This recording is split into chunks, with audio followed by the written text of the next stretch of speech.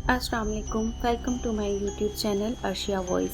Arshia voice को subscribe करें और बेल आइकन को ज़रूर दबाएं ताकि नई आने वाली वीडियोस का नोटिफिकेशन आपको टाइम पे मिल सके।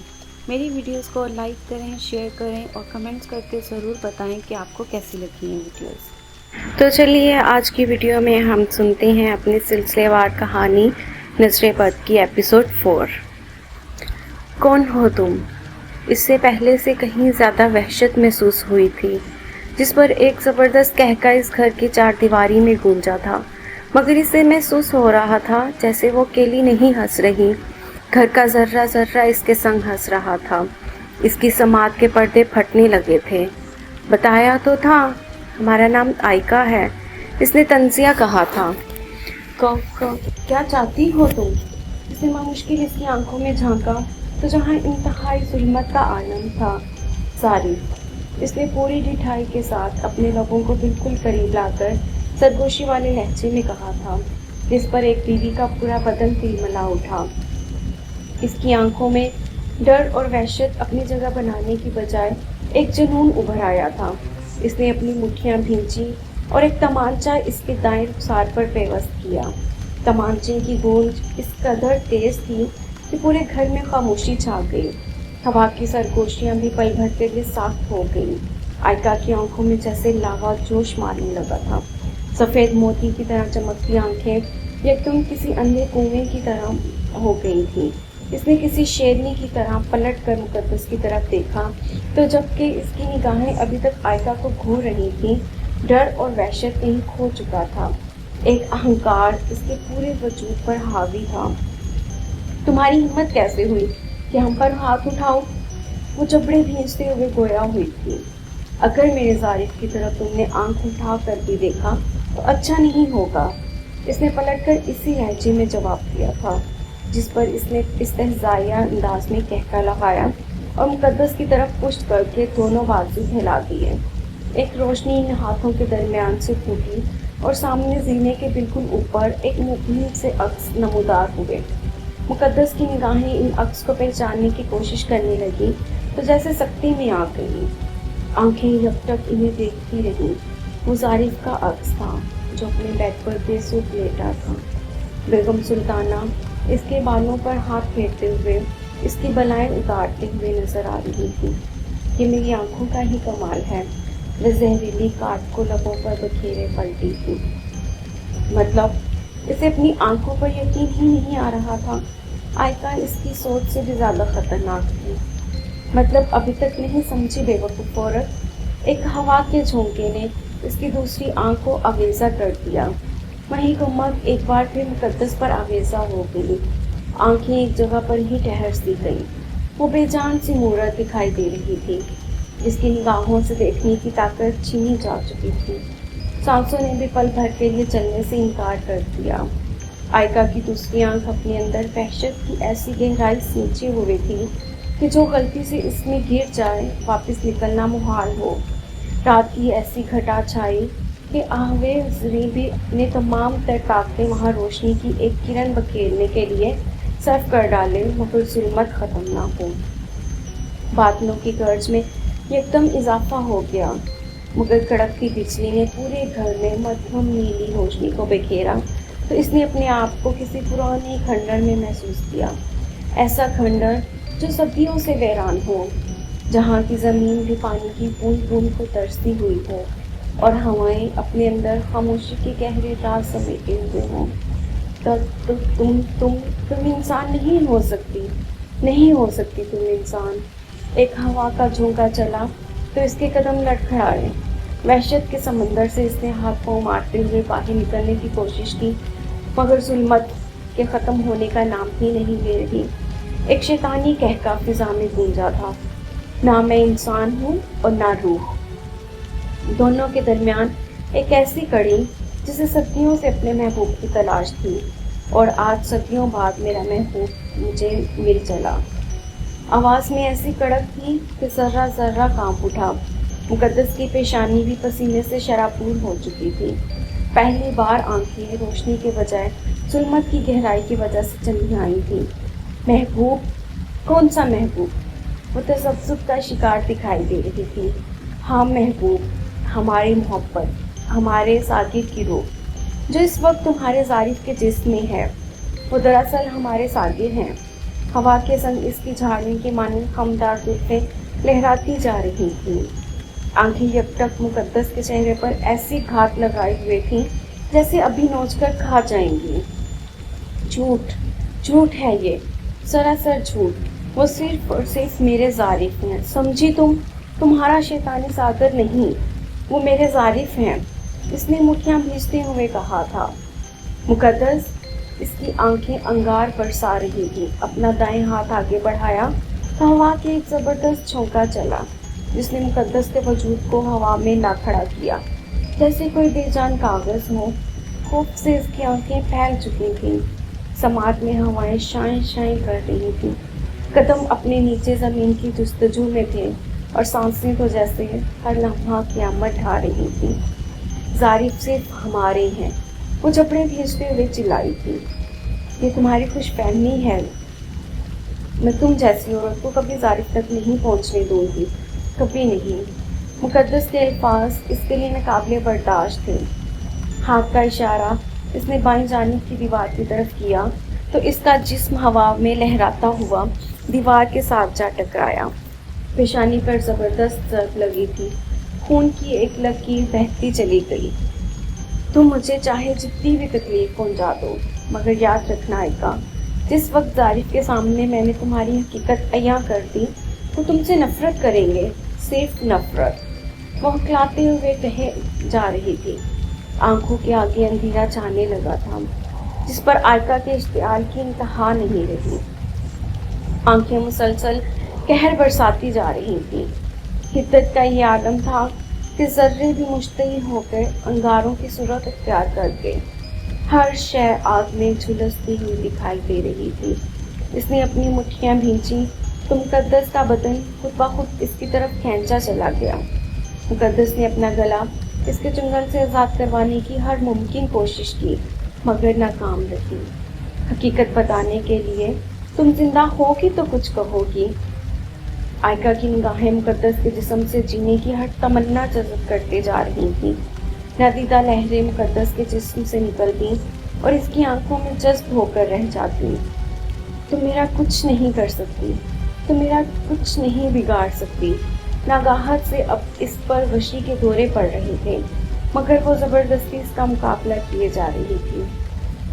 یہ تمہاری پھول ہے مقدس، میری ایک نظر، صحت مند جانور کو ہنڈیا تک، ہرے بھرے درخت کو جھلستی آگ تک، سینہ تانے کھڑے پہاڑ کو پاؤں کی مٹی تک اور ایک انسان کو قبر کی مٹی تک پہنچا دیتی ہے۔ اس سے تمسخرانہ جملہ کسا تھا۔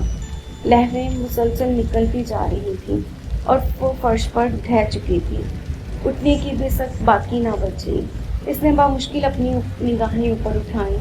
یہ تمہاری غلط فہمی ہے آئکا، نظر بد محبت کرنے والوں کو جدا تو کر سکتی ہے مگر محبت کو مٹا نہیں سکتی۔ دیکھ لینا، تم مجھے مار کر بھی ظارف کو کبھی حاصل نہیں کر سکو گی، کبھی نہیں۔ وہ صرف مجھ سے محبت کرتے تھے، کرتے ہیں اور کرتے رہیں گے۔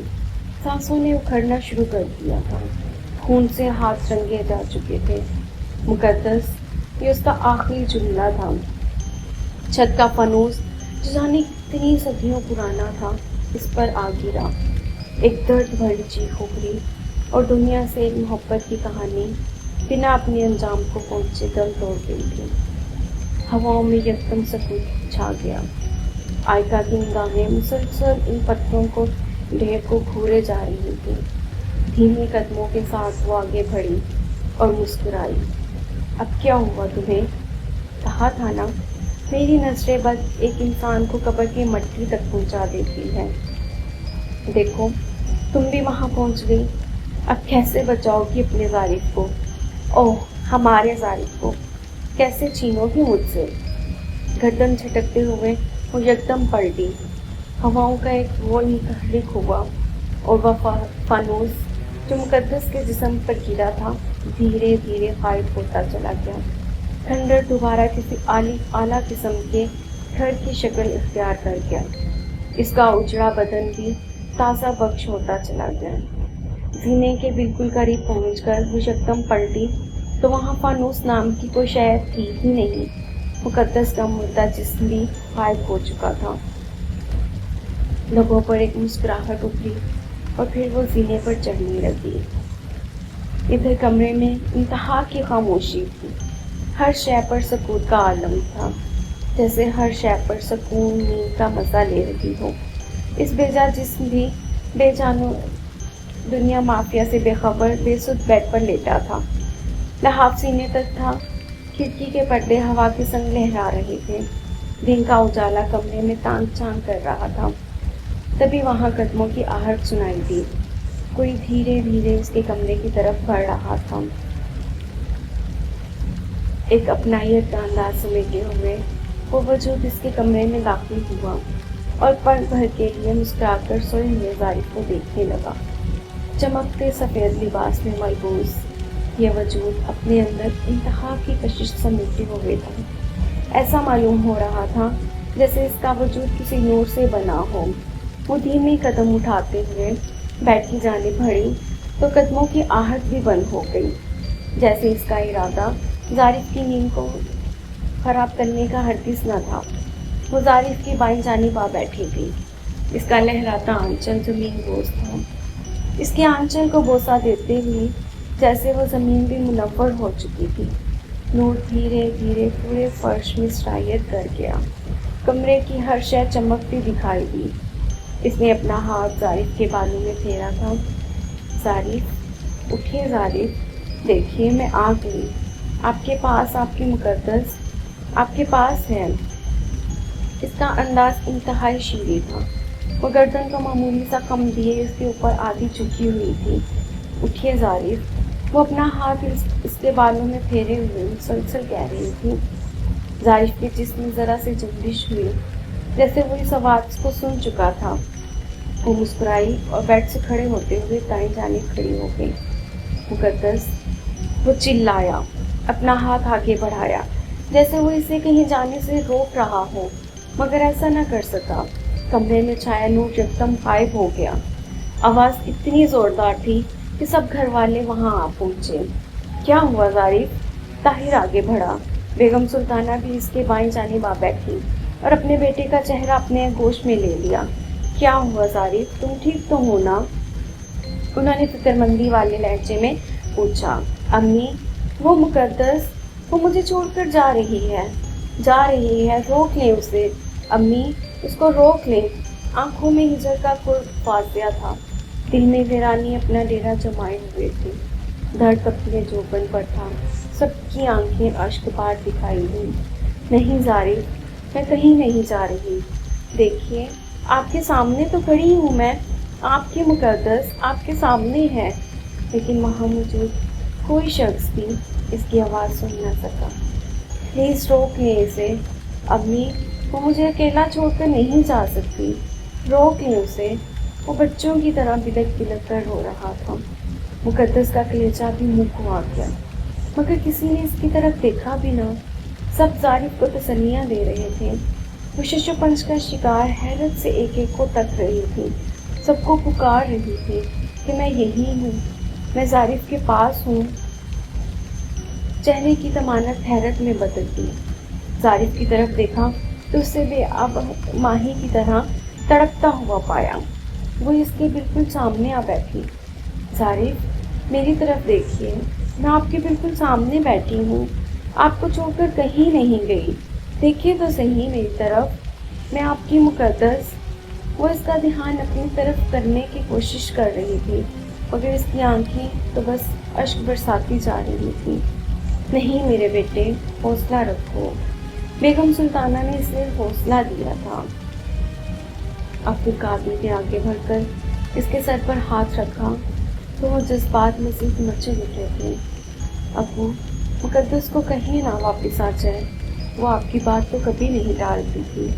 प्लीज़ कहीं ना इसे। उनका हाथ थामे पगलों की टहचे में कहे जा रहा था। जारिफ, ये क्या कह रही हैं आप? मैं कहीं नहीं गई। मैं आपके पास ही तो हूँ। यही हूँ, आपकी मुकद्दस आपके पास है। वो कहती जा रही थी, मगर सुनने वाला एक लफ्ज़ भी सुनने से कासिर था। मुझे सब इंतज़ार कर रहे हैं, बिलाखिर ताहिर ने कहा था, जिस पर सबकी आंखें एक बार फिर अश्क बरसाना शुरू हो गई।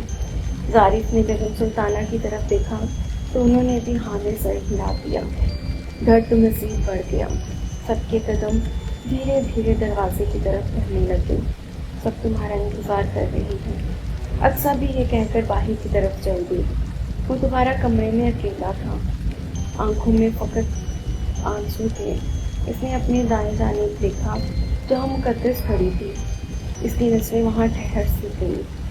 हाँ ज़ारिफ, मैं हूँ आपकी मुकद्दस, बताए ना आप सबको, मैं यहीं हूँ। वो अपने होने का यकीन दिला रही थी, मगर इसकी निगाहें बिल्कुल साफ थीं। वो आगे बढ़ी तो जैसे सांसें रुक सी गई। वो इसकी बजाय इसकी तस्वीर को देख रहा था जो फ्रेम में साइड टेबल पर रखी थी। हाथ बढ़ाकर इसने वो फ्रेम उठाया और इस तस्वीर को अपने बिल्कुल सामने करते हुए अपना हाल भी इसके साथ बांटना चाहा था। तुम छोड़कर चली गई मुझे मुकद्दस, क्यों? तुम जानती हो मैं तुमसे कितनी मोहब्बत करता हूँ। तुम्हारे बिना जीने का तसव्वुर भी नहीं करता, और तुम मुझे इस मझधार में अकेला छोड़कर किसी नई मंजिल की तरफ गामज़न हो गई। क्यों मुकद्दस, क्यों? क्या मेरा साथ तुम्हारी मोहब्बत बस इतनी सी थी कि नए सफ़र में मुझे अपना हमसफ़र बनाना भी तुमने मुनासिब न समझा? इसका अंदाज इसका हामिया था। आंखें अश्क बरसाते बरसाते थक चुकी थी। वो तस्वीर को अपने सीने से लगाए, दोनों बाजुओं को इसके गिर्द लपेटे हुए था। अश्क बहते जा रहे थे, दर्द बढ़ता जा रहा था। तभी इसे नीचे जाने का ख्याल आया और तस्वीर दोबारा साइड टेबल पर रखकर पलटा और बाहर की तरफ चल दिया। मुकद्दस भी हैरत से इसे तके जा रही थी। इसके कदम पाकी पैरवी करते हुए नीचे आई तो आंखें हैरत से फैल गई। इसके सामने इसका बेसो हरकत एक चारपाई पर रखा हुआ था। सफ़ेद कफन में सिर्फ इसका चेहरा ही अवैसा था, जो बुरी तरह घायल हो चुका था। पुलिस वालों ने इसे एक हादसे का नाम दिया था जो तेज़ ड्राइविंग करने की वजह से पेश आया था।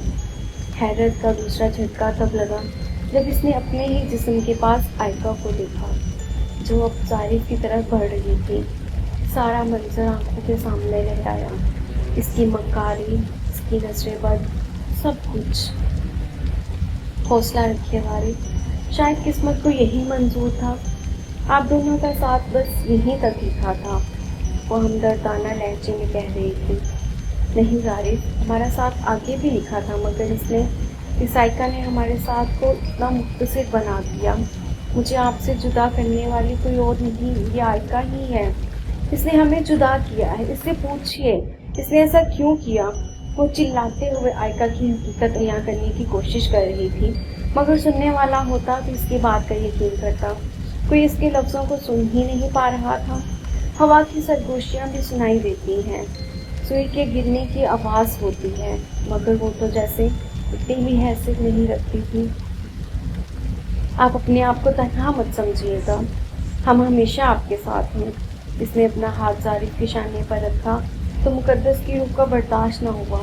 इसने आगे बढ़कर आयका का हाथ हटाना चाहा, मगर एक बार फिर नाकामी मुकद्दर बनी। इसका हाथ इन दोनों के जिस्म से आर पार निकल गया और इन्हें खबर तक न हुई। इसने हैरत से अपने हाथ की तरफ देखा और दोबारा कोशिश की, मगर वक्त ने अपना खेल ना बदला। आंखों से आंसू बहने लगे, मगर इनकी कोई गद न थी।